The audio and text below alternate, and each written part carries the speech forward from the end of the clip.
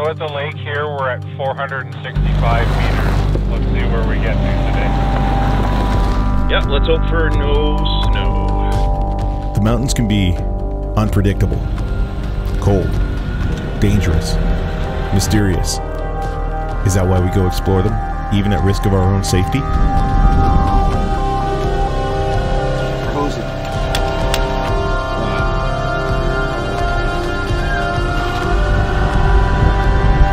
You got mine? Dude, that was rough.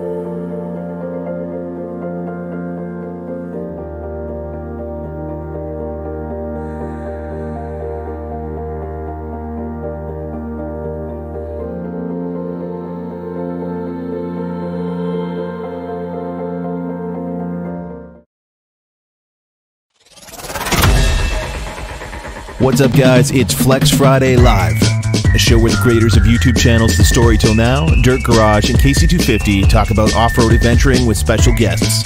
If you're watching live, you can join in too on the live discussion in the chat window. Brought to you in part by Epic Adventure Outfitters. And now, here's your hosts, Casey, Clint, and Sean.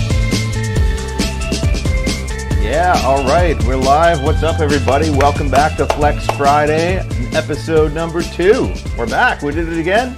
I'm Sean. Back. Yeah, these are my co-hosts. We have Casey.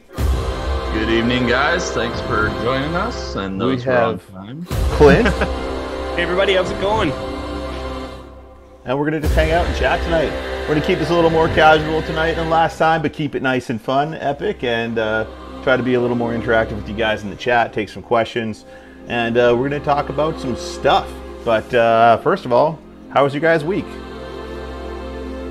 Pretty good. We got another video shot for this weekend. And, trying to plan some off-roading because, well, I haven't been out in a few weeks, so I might take the JK out. I don't know. What do you guys think? Should we do another JK vlog?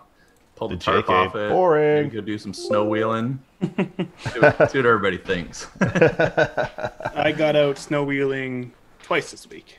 Oh, Sunday. man. Yeah, it looked like you had a pretty epic awesome. adventure Yeah. from the pictures I saw. What happened? You guys had to turn around or something, or do you want to get into that yeah. later? we did have to turn around. Is that what we want to dive into right away? Sure, why not?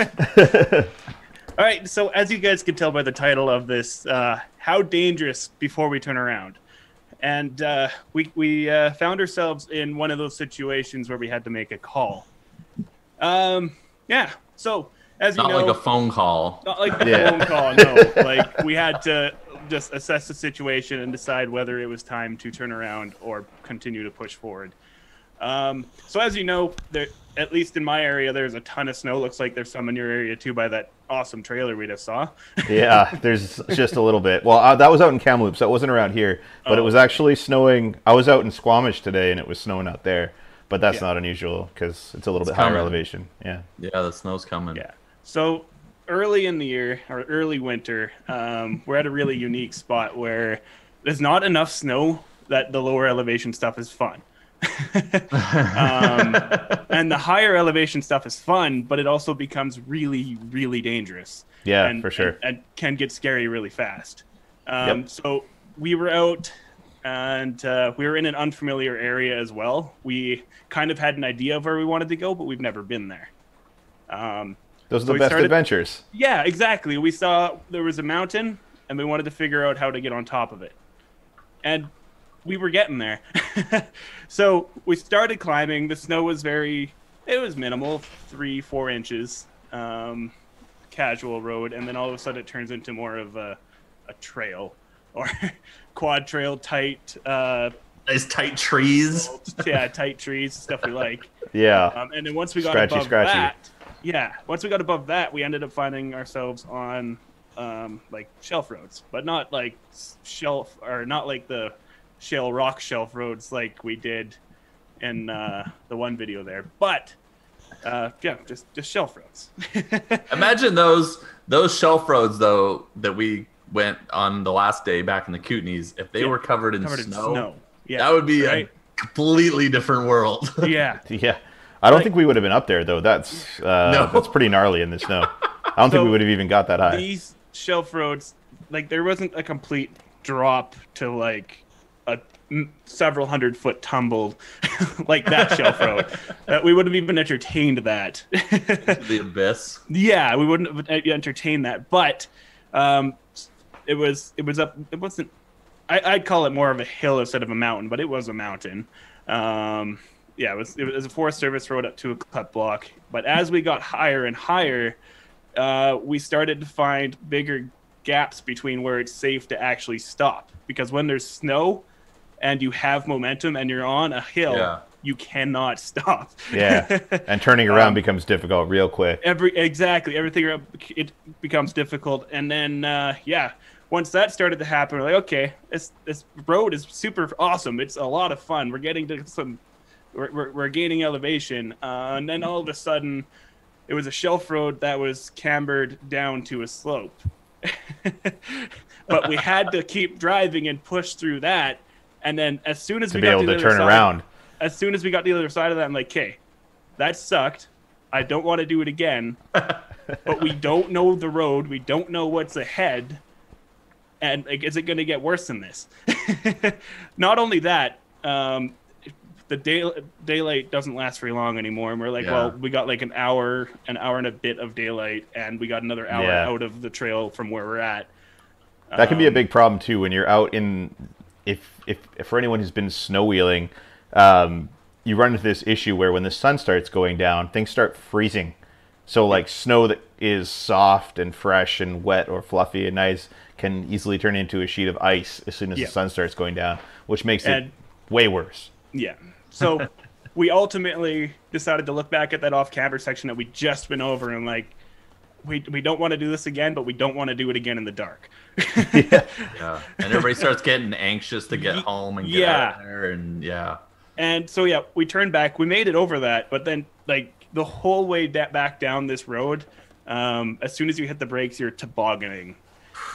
And like I hated that. I hate snowy sliding in the snow is the roads, sketchiest, especially scariest, worst thing. Especially when there's banks. Never want to do it. You're on a mountain. It's like At least your brakes were working though. My brakes were working. Yes. Yeah. So you ended up being able to turn around okay though, and heading back. We ended up being able to turn around and get out. Mostly okay. As I said, we tobogganed a lot of the way down, which is not ideal. But so basically, your call on when to turn around at that point was that it was going to be too dangerous to keep going much longer because conditions can be worse on the way out. It could be worse, and it was terrible on the way in. It could be worse on the way out. We don't have very much daylight. We didn't know the trail ahead. But we knew we were on a mountain ridge on the top. Probably a good decision. We're like, let's good call. Let's pull the plug. Let's get home. Yeah, I had a fairly similar situation on the weekend. So from the trailer you guys just saw, I was out up some mountain. I don't even know what mountain it was. We were going up this mountain to try and get to a fire lookout tower that I haven't been to. And we'd camped the night before, and it got really cold. We were camped at this lake, and it was about -3 when we got there, and it got, I don't even know how cold overnight. But, and I forgot my sleeping bag at home, which was, a great start to the trip when it's that cold out. But in the morning we started, like just before we started leaving camp, it started snowing at the lake. And I was like, well, this isn't a great sign. And the forecast was calling for sunshine, which, everything seemed like it was going to be great. So anyway, we started heading up this mountain. We got no further than like maybe 5 minutes before it was just dumping snow, like thick, big snow, and it started piling up on the ground. We started going up and up, and there's more and more snow. And we're like, okay, you know, it's fresh snow, it's soft, it's not that slippery. We got out to go check out a mine shaft that we found, and I noticed that when I got out of my Jeep, under the snow was just a sheet of ice everywhere, all over the road. I was like, well, you know, maybe it's just where I stopped. I stopped in a bad spot. Let's just keep going.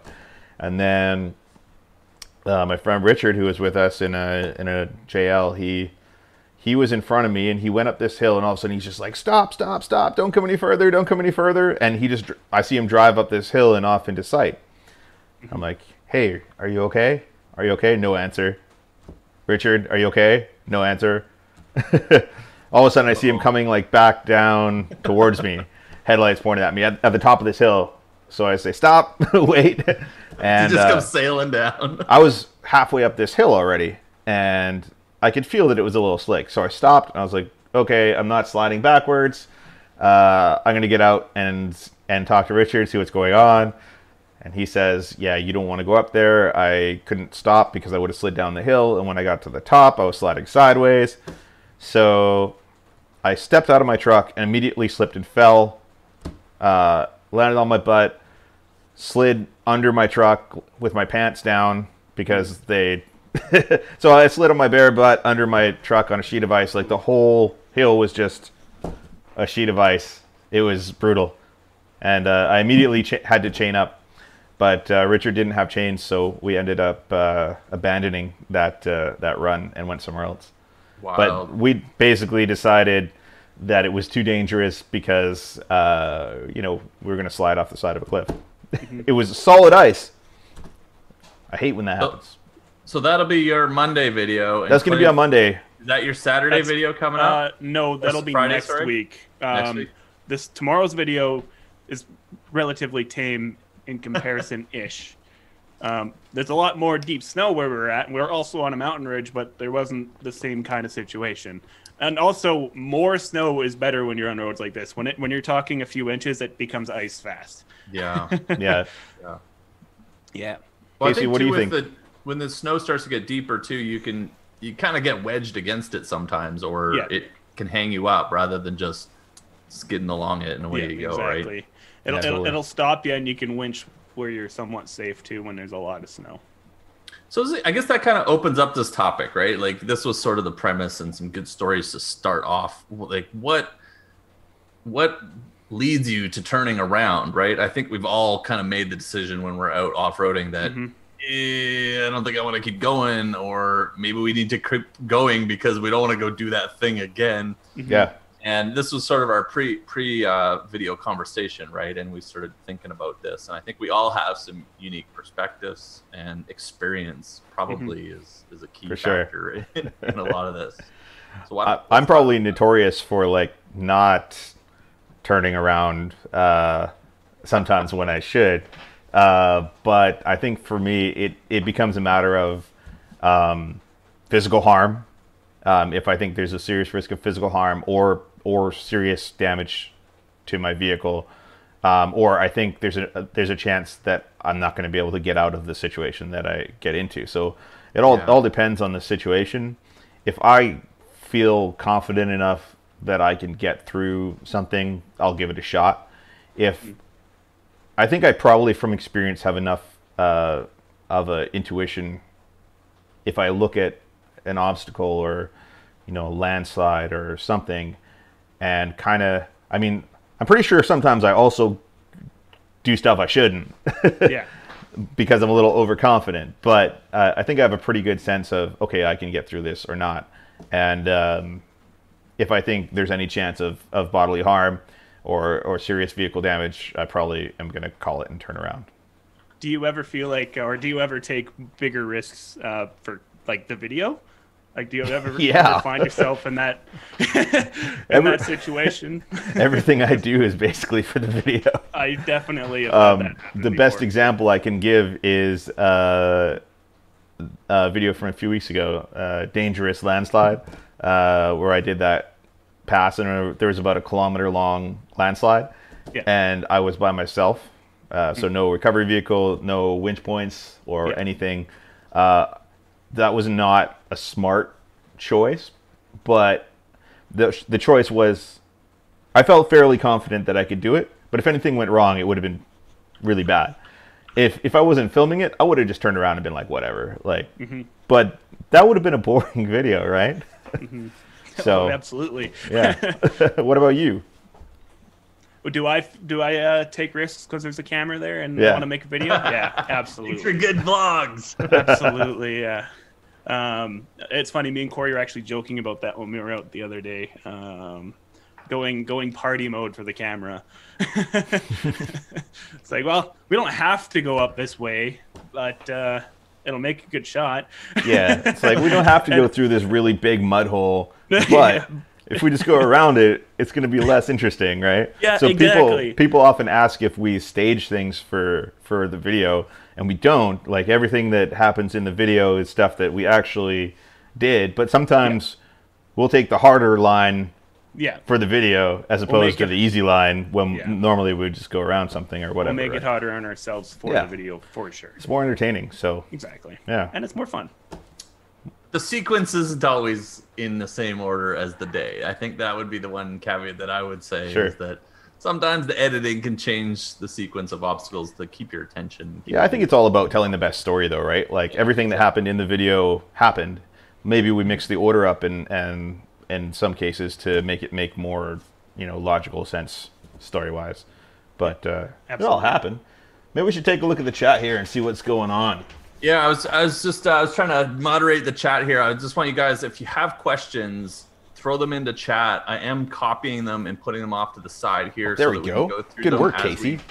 Pardon me? Good work. Yeah. That's a smart idea. We're trying to make this happen, right? Yeah. Like, make it flow. So. Yeah, we'll make it flow. I see a lot of familiar names in the chat. That's awesome. Thanks for hanging out with us tonight. I'll talk about what leads me to turn around a little bit while people ask some questions here. I'll try to grab them and talk at the same time. But, I think there's a lot of factors. First, it depends on what I'm driving, right? If I'm driving the JK, which I'm quite happy putting it into a tree or, a pretty steep off-camber trail or bumping into stuff, I'm pretty likely to try it. As well, it depends on who I'm with, right? If I am with people that I'm familiar with and I trust their judgment, their spotting, their ability to recover my rig, I'm do you trust me? We've gone to some pretty gnarly stuff, man. We have. But if it's with a group of people, like, if we ever get the opportunity to do a run with some other people, because we haven't met up with anybody yet, it'd be a lot different, right? And I think I think the other things that I was thinking about earlier are, where are we? If I'm here on the island, I can tow my rig home if I have to. It's going to be easier if something happens than if we're down in Moab or California. In the chat, Black Sheep Jeep just said, my motto, don't be stupid, you still need to drive this home. My response to that would be, not necessarily. You can still tow it home. You can drive it home and do a lot of damage. Yeah, I've got BCAA Platinum or whatever. You get 3 free tows up to 1,000 kilometers or something like that every year. Great thing to have. Will they tow you off a mountain peak? They will not. No, you have to get it to pavement. So that's where having another rig with you that can drag you to pavement helps. Yeah, exactly. Like, if I'm by myself, I wouldn't try much. And the same, I think I was saying before, if my daughter's with me, I pretty much won't do anything that's remotely sketchy. And these just things I don't want to take the risk on. So that kind of leads us into, like, what kind of gear do you guys bring with you, especially in winter conditions, or if you're doing something sketchy? Like, what kind of gear do you want to have with you to make sure you can get out, or you're going to be safe? Yeah, I think for me, there's the essentials, right? Your essential recovery gear, in my opinion. Like, if you're wheeling with me, you got to have a winch on your rig. If you don't have a winch, 100%. I mean, there's a very high likelihood we'll need yours or mine during the course of the day. Obviously, having recovery points on the front and back of your vehicle. But besides that, tree savers are essential, tow straps, whether it's a static or kinetic. Snatch blocks. And then a snatch block, I think, is pretty heavily used. Or a pulley block. I don't know if everyone calls it a snatch block. Especially, I tend to use snatch blocks. Have to use snatch blocks a lot more. When I was on the Alexander Mackenzie, we had a situation where the rear end of a vehicle was sliding off the edge of the trail into a hole, and we had a guy with us who's a certified off-road trainer, so he knows all about recovery stuff. And what he ended up doing was running a winch line from the front to a pulley block on a tree beside the front of the truck, and then back to another pulley block on another tree, and then to the rear of the truck. So using the front winch to pull the back end of the truck out of the hole. And I thought that was such a useful technique that now I have 2 pulley blocks in my recovery gear bag at all times. So especially next time if you're by yourself, yeah. You can winch yourself off that tree, and you're just going to sit there and drink a coffee, right? Grizzly Jeeps in chat had a good point here too, as well. Always, I always travel with food, water. I always have emergency blanket in my rig in case something happens. I have to spend a night. I agree. That was something I was going to bring up too, was an emergency blanket and extra food for the winter, especially. Yeah. I generally, having the tent on the back of my truck, I usually have all my camping gear with me anyway, and I have shelter that I can take there. So that's kind of my tent's my emergency blanket. I always have extra clothes as well. Casey, you don't have a tent though, so do you carry something like that?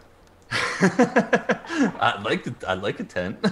Well, you're getting one eventually. I always have a lot of extra. Like, I have all my gear with me all the time. I have my rain gear. I keep thermals, like thermal underwear, in the Jeep all the time. A second set of clothes if Maddie's with me. She has a second set of clothes if she gets wet or anything like that. Mm-hmm. And headlamps, making sure that you have lights so that if it does get dark, you can see stuff around you, because especially this time of year, it doesn't take much to get into darkness, right? If you're delayed an hour or two on your run, it's going to be dark before you finish up. And someone just said that. So that's Curtis, alien out in the chat. There is Curtis, who was on the trip with me last weekend, and he says, "I like to bring a coat." Sean, he says that because I forgot my coat, my sleeping bag, and my pillow on that trip where it was freezing cold. So I borrowed a coat from Curtis. Thanks, I'm going to make a decal for the side of your rig that's like a little checklist. Right. You walk past the box and it's a checklist. Make sure you bring food, water. I always forget at least one essential item. I don't know about you guys, but that's me. Why don't we go through some of these questions that I've been kind of thrown off to the side here? There's quite a few stacking up here. We'll see if we can get to some of them. So actually this one here, I think it's Laredo de Mud. I was asking about water routes can be dangerous. Do you have any advice? Sorry, what can be dangerous? I guess crossing water. So water routes, but crossing water in general. What would be some advice you give these guys for? Clint? I rarely have water crossings, period, guys. I guess I have probably the most experience with this one. That's a you guys thing for sure. I don't know. Send it. Don't stop. Point your front of your truck towards the exit at all times.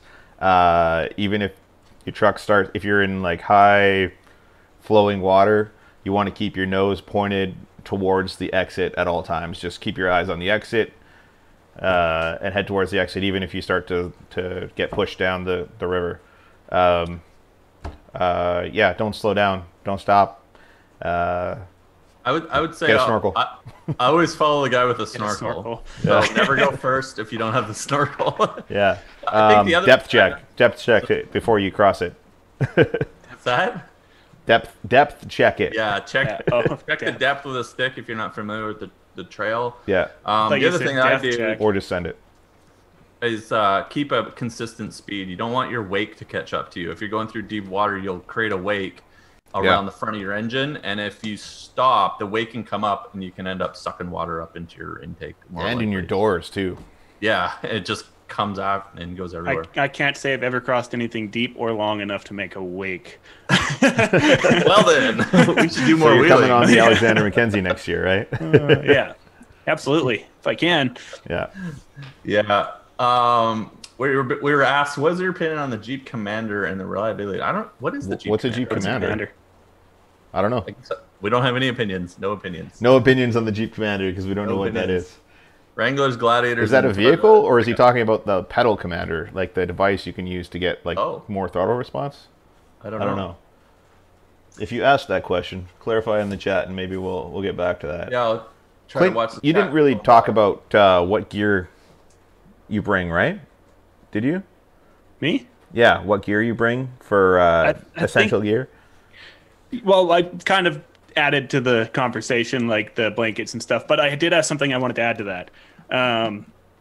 Typically during the winter, I'm at a much lower tire pressure than I am during summer, like 3 to 5 psi, and there's a lot more chance of blowing a bead while you're that low. So True. bringing the tooling to rebead a tire or a spare is extra important. Also, what happened to me Wednesday again, I forgot to put my my plug back in when I aired down my tool. Your or valve my stem tire. core. Yeah, Your that's valve the core. word. Yeah. I forgot to put my valve core back in when I aired Bad down plan. my tire, and it blew off into the snow, never to be found again. Yeah, good luck, right? You know what I did? Yeah. As soon as you told me that story, I went on Amazon and ordered a pack of 100 valve cores. Yeah. So They're only those are $15 for super 100. important to- Yeah. I'll Those put a are link in super the important description. to keep in your vehicle as well, valve cores. What was I going to say? Oh, I've got something, a new piece of essential equipment for low PSI that is finally happening tomorrow. Do you guys know what I'm talking about? It's been sitting under my desk for months. Did you get tires or? I did not get tires, but the bead locks are going on tomorrow. I'm switching nice. my tires onto them, and they're going on. So because I figure it's going to be snow wheeling for the rest of the winter at this point, we're getting it done. And I've hopefully got some new trail grapplers coming soonish as well. I'm waiting for word back from Nitto on that. Oh, the Commander is like that really boxy thing. Is that a I new don't know thing? if I ever really 06 to looked at one. 2010. Yeah. Yeah, Oh. they're really boxy. Wasn't that the Patriot? They're like a That's Dodge different than the Nitro Patriot. thing or whatever they are. Oh, okay. The Patriot was really boxy too. That was like the ugliest Jeep. It was a car, but it was had a Jeep body on it or A something. Jeep name on it. Yeah, the thing was awful. They have no. You can get one of those for like $1,000 now. They're I don't Terrible. know of anything new, like with new generation. I mean, there's lots of capable older ones with mods, but anything new coming out from Jeep other than the Wrangler and Gladiator, I don't know what else you would be taking off road that's very capable. No, they're more or less grocery getters. I don't know. I have a couple of friends who have KJs. The what are they? The new Cherokees. What's Oh, yeah? a KJ? It's a KJ. And they're ugly. Like, not gonna lie, I think they look like a minivan, but they're surprisingly capable. They've got 4x4 and All the computer some kind of gizmos. I think they've got some kind of limited slip or something like that. I don't know, but they go quite a lot of places, surpringly. Yeah. I think a lot of companies or automakers are making their SUVs at least pretty decent off road. They're not going to keep up with the Wranglers or anything like that. Yeah. But I can't believe just how popular off-roading is getting. It's really, I think, in the last year or so, Especially taking with over, COVID, I like, think, because people want to get out, right? Yeah, it's really, really popular. We got a question here in the chat, super chat question from Stel Toronto. Thank you for the super chat. What do you guys think of a Ram Power Wagon in doing the off-roading that you guys do? Would that be a good rig for that? For what we do, I'm gonna say no. Yeah. They are great trucks. They're quite capable. I know a few people that have power wagons. Is that what he said? Power wagon? I mean, if you don't care about your body panels, send it. They're just big. They're very Yeah, capable trucks, that's but pretty much. a lot of the trails that we do are tight tree trails and tight corners. Yeah. In some cases, we have to use chainsaws to get through trails because they're too tight. So, yeah, I would say around here at least, a full-size truck not a good choice for wheeling at all. In some places, maybe. I don't know. You could probably do a lot in like Moab with a full-size truck because there's no trees in your way.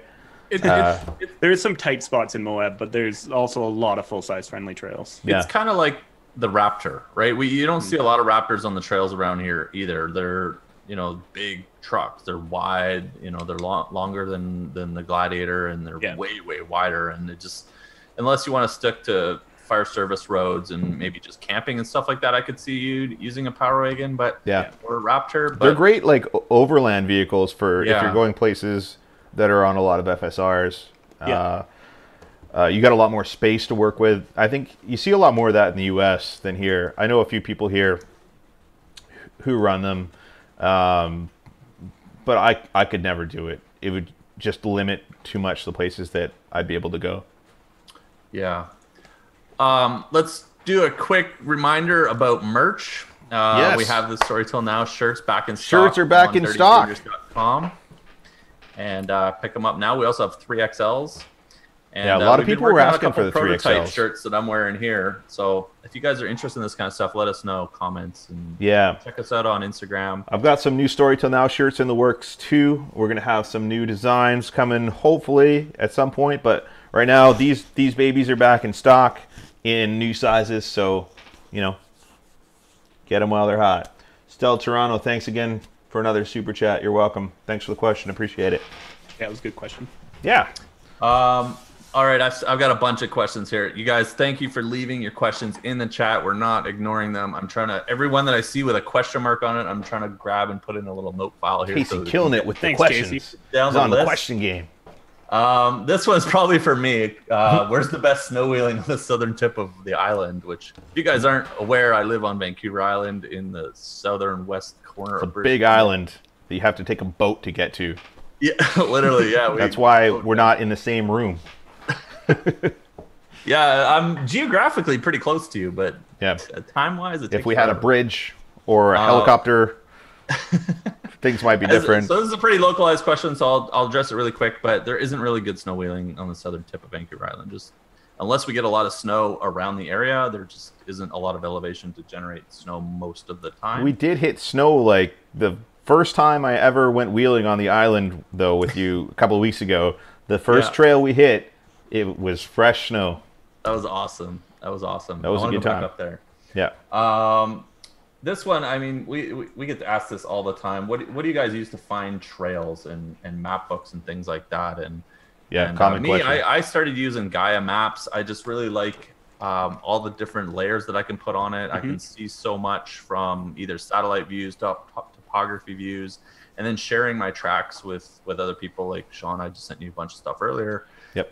It's really easy just to generate a link right from Gaia Maps. So I'm a pretty big proponent for Gaia. Gaia and Nice. Google Maps for me. Google Yeah. Maps. For Yeah, sure. or I use Google Google Earth, Maps whatever. a lot. As far as Yeah. if I'm looking for a route, I've done this a lot of times. So if I'm going somewhere I haven't been before and I want to find, an exit, so it's like a circular route, or it's a loop, or if I just want to figure out how to get somewhere, I often look at Google Maps satellite imagery around the area where I'm going, and then I'll figure it out through there. And then I also use my Garmin InReach, which has like a mapping software for PC that you can look at satellite imagery, and then you can trace out the road with your mouse and create a route. Then you That's can download into your InReach and kind of turn by turn navigate it, which is great if you're exploring somewhere, without signal to check maps. Yeah, which is everywhere we go. Whatever you use, it's got to be offline, right? Yeah. Gaia Maps has offline capability. Backroad Maps Books has an application as well. I used to use Backcountry Navigator, but there just wasn't enough integration when you're online to get stuff into it and plot things out and share your route. Yeah. So I switched over to Gaia, and I really like it. I'm liking Gaia. I'm actually going to start using it more. I think I want to get a setup like what you have and have a little mini tablet mounted to my dash so that I can have a nice overview of Gaia to track. The problem is I've got too many. I have too many things for navigation, and I don't want to be jumping back and forth between all these different apps and stuff. So I got to pick one and stick with it. But Gaia seems to be pretty universal. Pierre Luc says hello from Quebec. Can't wait to see some sick footage this winter. Thanks for the super chat from Quebec, Pierre Luc. Appreciate it.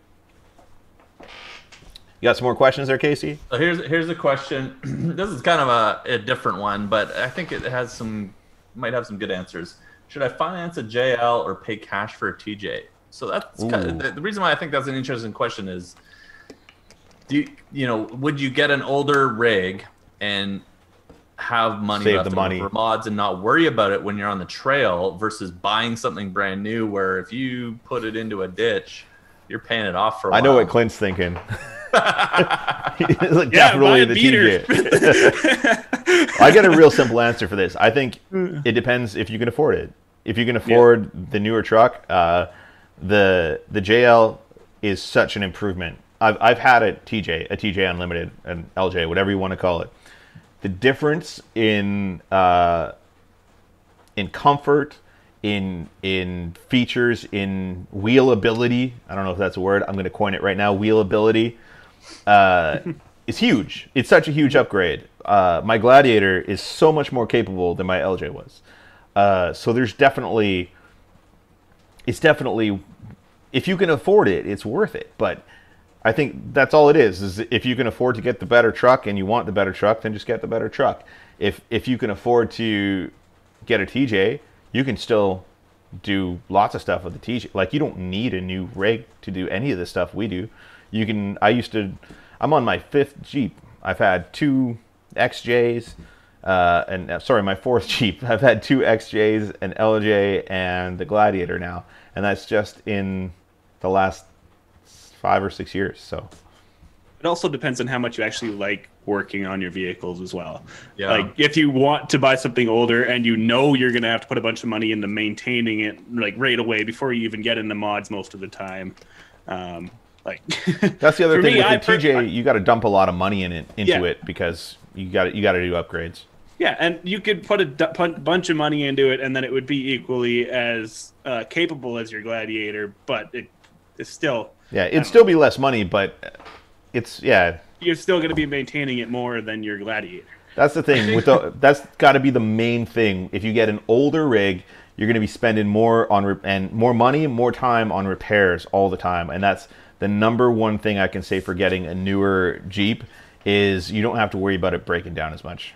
I will say, though, eventually, when you're building an old vehicle, you will get to a point where it'll stop breaking like almost every time you're out because you've already replaced everything. Yeah, I think coming from me, I have both, right? I have my JK, which I paid cash for, and it had like 108,000 kilometers on it. And I bought the new JL as well. And I think for me, even though I can afford the JL, I still am much more liberal in what I'm willing to put it through versus the JK.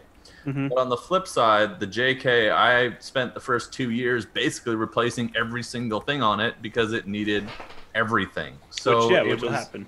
Breaking down, and not breaking down, but wearing out, and I wasn't wearing it out. And so it was always needing something, and it still always needs something, right? And I just don't have the time to deal with it all the time, which is why I don't drive it very much. So Because you've got a diesel JL and I as got well. the, Like, that's why you don't JLs drive are it just that so much. nice to drive. But yeah, and with my LJ, it was I was awesome, and heated fixing seats it and as much as steering I was wheel. wheeling it, right? So I haven't had to repair anything on my Gladiator. It's only a year old, but it's a year of hard wheeling, right? And the only thing I've broken on it is a track bar, and that was aftermarket.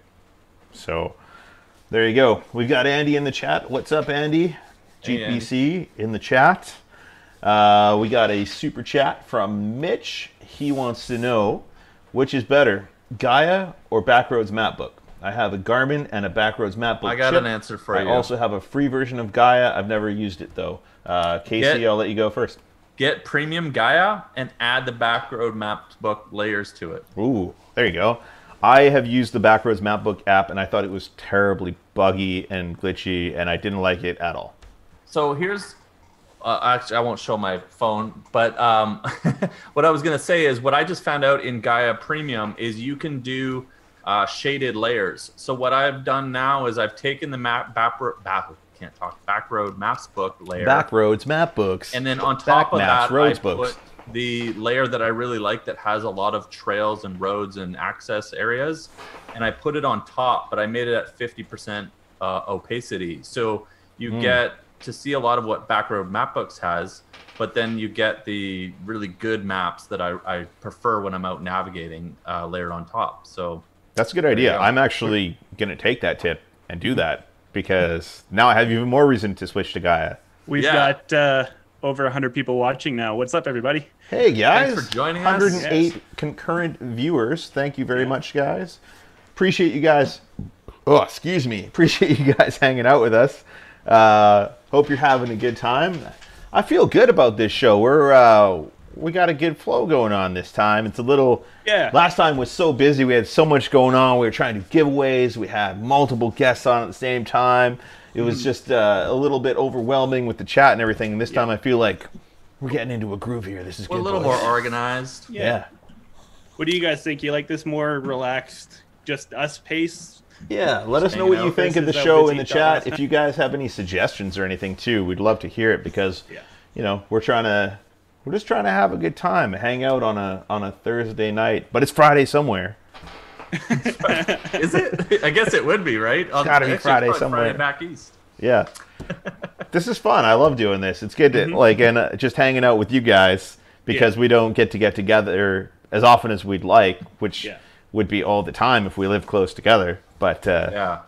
That'd be And it'd be wild. really cool to do this not over Zoom one day, too. Yeah. Oh, we And will, every video for we sure. do collaboration. if we keep doing this, we'll do one where we're all in the same room at some point for sure. Eventually. Yeah. I still have more questions if you guys want to answer more questions. And, Just some more questions. For anyone who's Trying to just keep joined drinking my us, we're just Gatorade. going through some of the questions you guys have left us here in chat.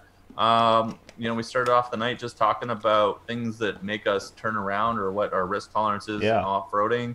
And I've been trying to grab questions as they come through chat tonight, and we're slowly getting through them here. So we'll probably go for a little bit longer, but leave some questions, and we'll see if we can get to them. But the next one comes from Overland, Alberta, actually, and asking if we would ever go snow wheeling in Alberta. And Sure. actually, we had a conversation about that this week, didn't we? Something about Did we? minus 40. Oh, Mike, yeah. Is it minus 40 in Alberta? When Mike was tagging us saying that we should come snow wheel where it's minus 40. Yeah. I'd go. That looked like fun wherever he went. That looked like a good trip. As long as I don't freeze to death. So if you guys remember, Mike... You got a heated Mountain steering King wheel, Mike, man. who took us to the Kootenays in the summer, wants us to come out and wheel somewhere in Alberta that's just not very warm. I don't I'm feel okay the with need it. to travel to snow wheel, honestly. That's my position on Well, it. I've gotten hooked on traveling to wheel from this summer just because there's so many beautiful places to go. Yeah. And Yeah. I'm so tired of all the trails, the local trails around here that I've done so many times. And I just want to go see new places. And when Mike posted those pictures, all I could think about was, Ruby maybe Falls, I that's should right. go for a road trip to Alberta. But he was saying something, maybe January or February, something like that. Yeah, maybe. I said if we can get out of the lower mainland on the roads, I'm totally up for it. I'm always down for road trips. I Yeah. mean, I pretty much got a road trip anywhere to go anywhere. So, next question here. What about bears? How do you deal with them if you see them very often? Sean, what about bears? Do you ever see bears? I see more bears at my house than I see when I'm wheeling. I've never seen a beer. I've never seen a bear. Cheers. Cheers, guys. I've seen lots of beers when I'm camping. I haven't seen many bears. I see lots of beers when I'm camping, too. Yeah. See a lot of claws. Yeah, that's my answer to that question. No, I see a lot of bears around my house, but I've never seen a single bear wheeling or camping. But how I deal with bears when I see them at my house is I shoot things at them. We have bear bangers, which are like little explosives that you can use to scare them off. I honk at them with my Jeep sometimes if they're eating my neighbor's garbage. I try to chase them away. They are annoying giant rats, and I hate them. So I've got something to add here. I used to work for Canfor. I used to lay out cut blocks for forestry. And that know job, that. I was hiking in the bush from 4 in the morning till noon. And we ran into bears all the time. Something I've learned is bears really aren't something to be afraid of. They Yep. genuinely are more afraid of you. They're afraid of humans big time. You charge them and they'll run. Yeah, when we're in the bush. Black bears, not grizzlies. Especially, Yeah. What about grizzly bears? Not grizzlies. I was gonna, especially hiking, as long as you're making noise and making yourself present, they'll leave before you're anywhere near the danger Yep. zone of them. That being said, I've never had an interaction with a grizzly bear. Not a grizzly. Goodness. We did see. So we saw a black bear on our island trip. Sean, you didn't see it because you were behind me, but I actually got a clip of it. And we were going on the trail, and it was running in front of the Jeep, and it was 200 meters outside of our campground. But it was a black bear, right? Like you said, they're not that aggressive. Andy says we saw a grizzly when we were up at Molybdenite Peak a couple of years ago, but I think you actually saw it, Andy, but I probably didn't see it. I was probably too far behind. I've never seen a grizzly. I would love to see a grizzly. So no surprise. Yeah. We had another super chat question from Pierre Luc. He wants to know, what do you guys think is the best onboard compressor? Well, I guess it depends on what you need it for. Me and Casey have the same one, so I guess we can just throw it out there. The ARB Dual. I have dual Air 480Cs in the JK, and then I have the ARB twin compressor in the JL. I think the twin compressor from ARB is the best all-around compressor that's not a lot of work to put in and gives you pretty good CFM and output. I think the days of considering running air tools is kind of dead with how good battery-operated tools are now, so I wouldn't really consider an air compressor to run air tools. I've never felt I needed air tools off-road, but I'm sure if you're someone who's used to using air tools, maybe you want that. I don't know. Yeah, so I think like the York compressors that run under your hood on a belt, a pulley, are flow the most CFM. If you're looking for, maybe you need to run air tools for something else that isn't for off-roading. But I think for an off-road rig, the ARB dual twin compressor is pretty awesome. I have something to say about the ARB dual that happened to me this past weekend. So as you know, it was very cold. We came down from sleeping in a fire lookout tower at minus like 15 or something ridiculous.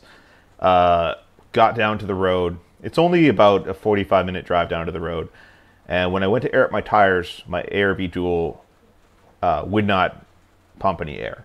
And my theory is that moisture condensation froze somewhere in there and prevented it from working. So I couldn't air up my tires. I had to go find a gas station.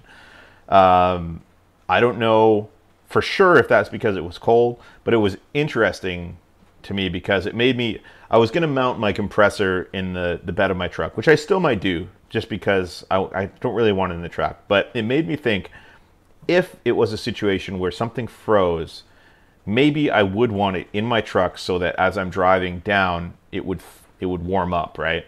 Mm-hmm. I need to figure out if that's actually what caused it to fail, or if maybe my air filter is clogged or something. I should probably take it apart tomorrow because I'm going to need it this weekend, and I haven't tested it. Yeah, I mean, I mounted mine inboard, so it's going to stay out of the elements and stuff like that. Clint, what do you think? Personally, I run the cheap Smittybilt $120 pump, whatever it is. And it's been absolutely reliable the last year and a bit that I've owned it. It's not onboard air. It's not mounted anywhere. I've got a little bag that I set up when I want to fill up the tires. But I don't know. Don't cheap out and buy a Canadian Tire pump. That's for sure. They will burn out immediately. Well, Andy just said, I run a 2 cheap Motormaster twin cylinder. Works great for minimum cost. And he's running 37-inch traps. Oh, really? So it will take a little longer, but right? Yeah, there's value there. I think if you're running 37s, it's going to take a single compressor a lot longer to air them up. Mm-hmm. But if you're not impatient like me, that may be fine. And actually, Saturday's video is all about airing up. So if you guys want to see a little bit about that, make sure you're checking out Saturday's video. I had that same compressor that Andy has when I was running 35s, I think. Maybe 33s. I can't remember. Yeah. But, excuse me, it was a decent compressor for the price, and also Motormaster stuff from Canadian Tire. If it fails, you can just take it back to Canadian Tire and they'll give you a new one, which is nice. They took that air mattress back, the one that failed when we were out, that I bought 6 months ago. Canadian Tire is amazing. You can take anything back there and just back. I had a cordless drill, and I had it for probably a year and a half or so, and one day I plugged in the battery and it caught fire. And so I just took this lump of wires and this drill and I put it on the counter, and I was like, hey, I plugged this into charge and it caught fire. And they asked, do you have the receipt? I said, no, I don't have the receipt, but it's it's Motomaster or Craftsman, yeah. It's Craftsman, or I don't know, is that Sears? I don't know. I've got the wrong brands. Motomaster or something. And Yeah, Motomaster. you know, after like 15 minutes of like digging around trying to find the receipt by my phone number, like, oh, we can't find the receipt. Just go grab one off the shelf. Yeah, Canadian They Tire is don't- great. If you guys It's live like in the U.S., Costco. Canadian Tire is kind of like a hardware parts. I don't know. How would you Sort of describe like Canadian Walmart. Tire? No. Like Walmart. It's not no, like you're Walmart. right. It is kind of like Walmart. A little Cranbrook bit. store specifically, it's like a super center Canadian Tire too. They are now. They started selling furniture and TVs and all sorts of Yeah, weird it's- stuff. yeah. But it used to be like an Everything's kind of an around. automotive I mean, yeah, it's and literally tool, called Canadian like an Tire. automotive and tool shop combined. And Yeah, now I it's mean, like but Walmart camping has all and- that. With camping Walmart stuff. has service Yeah. centers. Yeah, Yeah, it just doesn't have food. yeah. true. Well, Doesn't they got have a grocery snacks. section. Yeah, you can get junk food there though. You can get junk food. That is true. All right, guys, right. we got about 10 more minutes left. We're going to keep this to around an hour. So if you've got any questions, make sure you get them into the chat now. We're going to answer questions for the rest of the chat. By the way, if you noticed, I'm rocking the Storytel Now beer koozie on my beverage here. These are available at dirtyanddangerous.com, and they make These your are drink. not What? What do you mean they're not? Those are. the black ones. Oh, are we sold out of black? Well, the red ones are better anyway. I'm all about the red ones. The red ones look really good. These are still available at dirtyanddangerous.com. They make your drink taste better. Really? You can say whatever you want. It's your Yeah, podcast. hey, it's my Yes. product. I can say that. Sue me. It's awesome. This is a good one actually because I just bought one of these. And have you tried a battery operated chainsaw? And what do you think? I want one. I saw one used. So Richard, who was with me, and you'll see this in the video on Monday, he had one that he carried, and he used it to cut a small tree that was blocking the road. And for smaller trees, like you just pull it out and pull the trigger and it goes. You don't have to deal with pulling a rope. You don't look as cool. You know. don't look as cool. It don't sound as cool. If You that's It doesn't important to sound as you. cool. It's not. Honestly, it's not as much fun as a big gas chainsaw, and I will never stop carrying my big gas chainsaw because I want a one tool for multi-purpose, cutting big firewood, cutting huge trees that are on the road. Wait. But I was impressed by the electric Wait till you chainsaw. see my 60-volt DeWalt. So what size That's bar the does it one I have want. though? It's like a 12-inch bar, isn't it? No, it's a 16-inch bar. 16's pretty good. Yeah. That's pretty Yeah, good. and I do it's, want to see that. In the test video that I was just watching, it outperformed gas chainsaws for speed and torque. So Nice. should be a lot of fun. Yeah, it'll be interesting. You should do a video on that. I want to know like how long the battery lasts, how much Yeah, firewood you that'd can be chop a good up. video. You could film it when we're camping together, so you could cut all the firewood.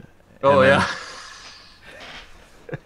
See where this is going. Yeah, that'd be good. But I don't like gas stuff at all. I have a shed full of steel stuff, and it just Gas. the maintenance is a pain in the butt, and it I He don't got a use it diesel, for- and now he doesn't like gas anymore. What a snob. Yeah, like I want a battery powered Jeep next. That's what I need. He's gonna get the 4xe for It sure. won't cost you a tremendous amount in oil. He's either getting the 4xe. No, he's getting the Cybertruck. That's right. I want the Cybertruck. He wants and in the meantime, I Cybertruck. want the 4XE. Yeah. I'd check don't out the care. 4xe, but no way on the Cybertruck. We'll see. We'll see Yeah. when I show up with my Cybertruck. All right, we got time for a few more questions. You got some written down? Yeah. What are your thoughts of here you go. What are your thoughts of adding an auxiliary fuel tank to keep up with the diesel Jeeps? Oh, I think auxiliary fuel tanks are cool. I would totally add one. If any auxiliary fuel tank companies are watching and want to give me an auxiliary fuel tank, I'm down. So I don't wanna BC pay Ghost for Town one. into Towns and Travel says garlic bread or bacon.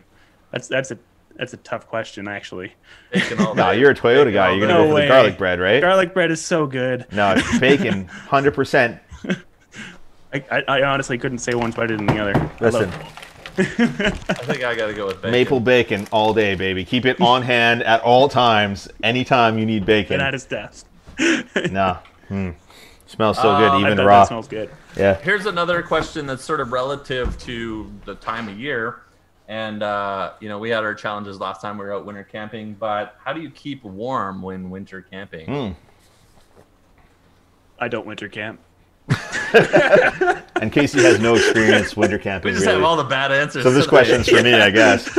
If you watched any of my recent videos, you probably know the answer to this. I've been using my Jackery, which is a portable lithium battery box, to power an electric heated blanket, which I recently discovered on this last trip will run all night and only drain 25% of the Jackery's power. I need So that is amazing. I almost want a second one so I can have one under me and one on top of me. And then I'm just in this like cocoon of electric warmth, which would be amazing. I also have a 150 watt electric heater that I can turn on if I get cold in the middle of the night, and it takes about maybe 2 minutes to warm up the tent because it's such a small space. So that's what I do. I also have a down sleeping bag from a Japanese company called Nanga, which I like quite a lot.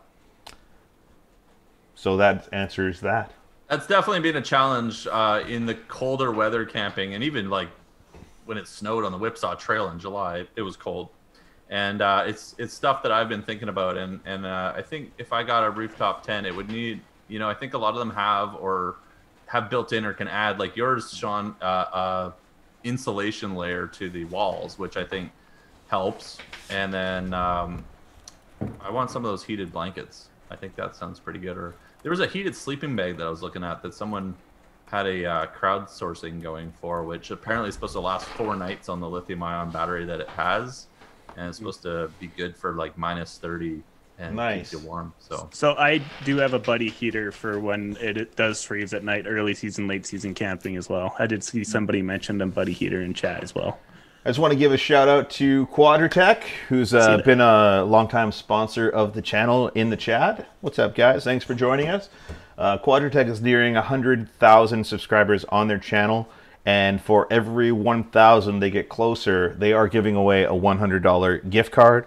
And when they get to 100,000, I believe, if I'm not mistaken, they're giving away a $500 gift card. So go subscribe to Quadratech. They've been an awesome supporter of the channel for quite some time. Thank you, Quadratech. Yeah. And thanks for joining us in the chat, guys. Appreciate it. Good to see you. All right, I have one last question, which is everybody wants to know about the diesels, and it was around anywhere on tuners for the Eco Diesel. And I saw the Paradigm guys in here a while ago, but I'm not sure if they're still here. Apparently, HP tuners can unlock the ECU now on the diesel, but as far as I know, there's no actual tuning that's being pre-built. So you'd have to work with a tuner that uses HP tuners, and you'd have to, you'd probably want to get a second ECU to tune off of so that you don't completely void your warranty by cracking it, essentially. Not something I'm going to get into, and it's pretty taboo down in the States because of the EPA and not pretty much cracking down on emissions deletes on the diesels. So what up, California? Thanks for sucking. Yeah, California pretty much set the bar for everybody, and EPA has killed deletes for diesels. So there you go. Somebody in the chat said jalapeno bacon, and now I'm hungry. I don't know. What's jalapeno bacon? Is that a thing? Because if it's a thing, somebody get me some jalapeno bacon right now. I'm hungry. Jalapeno garlic bread's a thing. I'll put your address in chat, and they can send it to you. Yeah, let's not do that. But thanks, Casey. If anyone wants to send me jalapeno bacon, though, send me a DM, and I'll maybe give you my address. Maybe. If you can send it like refrigerated or something, I'm not sure. All right, I think we have time for like 1 or 2 more quick questions. Yeah, I'm kind of getting through the list that I've managed to grab. I apologize for anybody that asked a question and I didn't see it. Okay, then let's do this. Let's, Clint, what you got coming up on your channel? What's the next video? What can people be looking for? Finally. Wheeling. Yeah. Snow wheeling. We kind of already covered that, eh? We had a bit of a break from wheeling and just working on rigs. And yeah, we've had a couple days out wheeling, so the next couple of videos are going to be back to wheeling. Yeah, so make sure you guys subscribe to Dirt Garage. Dirt Garage on YouTube. He makes links awesome down in the description. Videos. Yeah, there's links in the description for that as well. Casey, what you got coming up? Well, we did. I did a video that looks at the speed flight actually, and whether it improves or increases your air up or reduces your air up times actually, and pretty interesting results. And that video is going to be coming out Saturday, and then following that, I'm going to start editing the North Island road trip, which is probably going to be a 2 or 3 part series. Right on. A lot of fun. Get some wheeling back on the channel. And then you're going to come over here and we're going to go wheeling, right? Yeah, we need to make some plans. Yeah. I need a rooftop tent. Yeah. Any word on when you're getting that? Still waiting for the rack, but Still waiting for the rack. Oh, sorry. Spoilers. Spoiler alert. Casey's getting a rack and a tent at some point in the future, someday. there might be a rooftop tent on a soft top. Yeah. All right. So, and you guys saw the trailer for my new video, which is out Monday. If you haven't, it's on Instagram and Facebook. And I'll see you guys Monday at 9 a.m. Pacific for the premiere. If you guys want to join in, we do a live chat every Monday for the premiere of the video, which is just like this, interactive and fun and a good time. Yeah, So- join us. Yeah, with that Every said, Monday. I think we're going to wrap it up, boys. Awesome. Cheers. It's been a good night. Happy Flex Friday. Sparkling water. Cheers.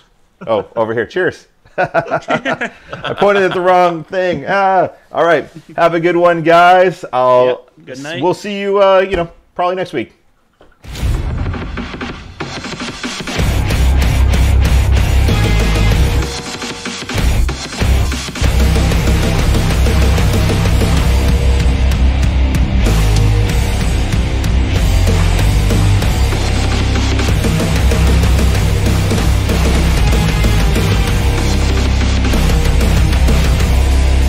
Guys, they can still hear you.